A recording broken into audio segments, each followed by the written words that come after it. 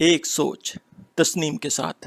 السلام علیکم دوستو، میں ہوں تسنیم اور آپ دیکھ رہے ہیں ایک سوچ تسنیم کے ساتھ۔ ہمارا آج کا موضوع ہے اولاد۔ ہر انسان اپنی زندگی کے خلا کو پورا کرنے کے لیے اولاد مانگتا ہے، اور جس کے پاس بیٹے ہیں وہ بیٹیاں مانگتا ہے، اور جس کے پاس بیٹیاں ہیں وہ بیٹا مانگتا ہے، جس کے پاس ایک بھی نہیں ہوتا وہ ایک مانگتا ہے، اور جس کے پاس دو ہوتے ہیں وہ اور۔ تو یہ اللہ تعالیٰ کا ایک نظام ہے۔ کچھ لوگ شیطان کے بہکاوے میں آ جاتے ہیں اور کہتے ہیں کہ دو ہی کافی۔ وہ اصل میں دراصل اللہ تعالیٰ کے ساتھ شرک کرتے ہیں، اس بات پر ہم بعد میں آئیں گے۔ لیکن اولاد کی جو طلب کرتے ہیں، اس کو پہلے میں اس موضوع پر بات کروں گا کہ اولاد کو طلب کرنے کا جو پریشانیاں ہیں وہ ہم سب وہی کر رہے ہیں جو اس سے پہلے انبیاء کے ساتھ بھی ہو چکی ہیں۔ یہ قدرتی قانون ہے، یہ ایک نظام ہے کہ انسان تصور کرتا ہے کہ بھائی اب تو میں بوڑھا ہو گیا ہوں، یا میری بیوی تو بانجھ ہو گئی ہے، اب میں کیسے مجھے اولاد ہوگی۔ تو اس طرح سے ہم جو مایوسی والی باتیں کرتے ہیں، ہم حکیموں کے پاس جاتے ہیں، ڈاکٹروں کے پاس جاتے ہیں، مختلف علاج کرتے ہیں۔ تو اللہ تعالیٰ ہمیں یہ سب سمجھانے کے لیے انبیاء کے واقعات کا ذکر کر رہا ہے۔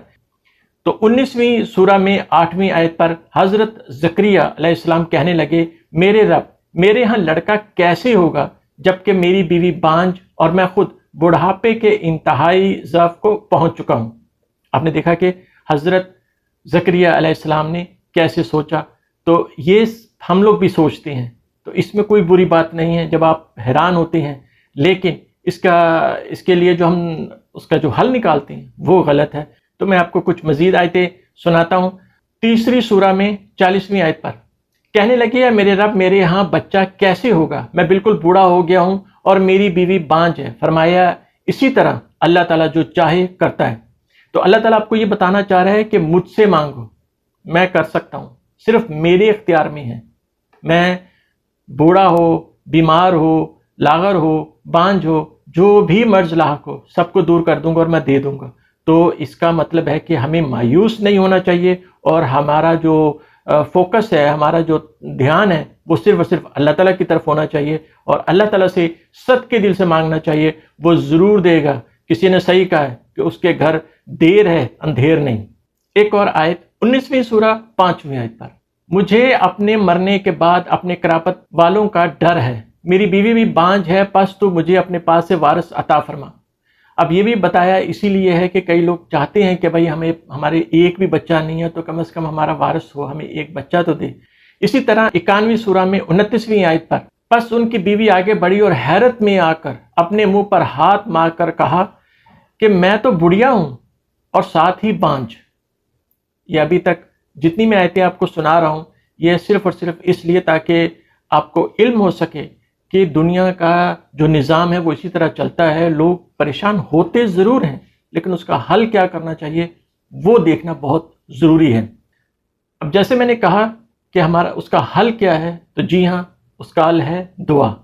اور یہی بات 21ویں سورہ 90 آیت پر اللہ تعالیٰ فرما رہا ہے، ہم نے اس کی دعا قبول فرما کر اسے یحییٰ علیہ السلام عطا فرمایا اور اس کی بیوی کو ان کے لیے درست کر دیا۔ یہ بزرگ لوگ نیک کاموں کی طرف جلدی کرتے تھے اور ہمیں لالچ، طمع اور ڈر خوف سے پکارتے تھے، ہمارے سامنے عاجزی کرنے والے تھے۔ تو اللہ تعالیٰ نے آپ کو بتایا کہ آپ کی دعا قبول میں کروں گا۔ پہلی بات یہ۔ دوسری یہ کہ آپ نیک بنیں، آپ اچھے کام کریں، اور آپ مجھ سے مانگیں، مجھ سے ڈریں۔ لالچ سے بھی مجھ سے مانگ رہے ہیں اور ڈر سے بھی مجھ سے مانگ رہے ہیں۔ تو کہنے کا مطلب ہے کہ آپ کو دوسروں کے پاس جانے کی ضرورت نہیں ہے، کسی حکیم اور ڈاکٹر کے پاس جانے کی ضرورت نہیں ہے، آپ کو صرف اور صرف اللہ تعالیٰ سے مانگنا ہے۔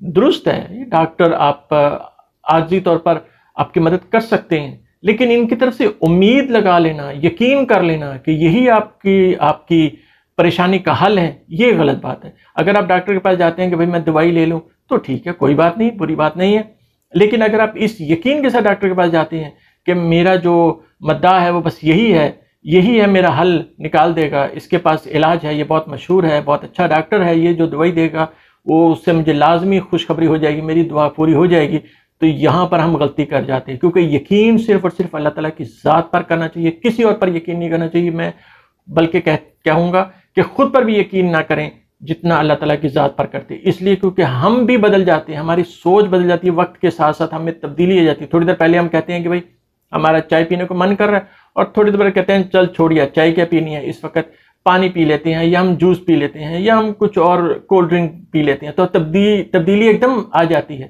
تو جب ہم اپنا ہی فیصلہ بدل سکتے ہیں تو ہم دوسروں پر کیسے اعتبار کر لیں کہ وہ اپنا فیصلہ نہیں بدلیں گے؟ لیکن اللہ تعالیٰ کی وہ واحد ذات ہے جو اپنے فیصلے نہیں بدلتی، جو بہت شفیق ہے، بہت پیار کرتا ہے، بہت رحمان ہے اور ہماری ہمیشہ ہمیشہ ہمارے لیے بھلا چاہتا ہے، ہماری مدد کرتا ہے۔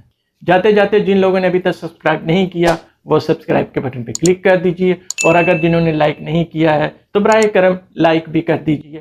جزاک اللہ خیر، اللہ نگہبان، اللہ حافظ۔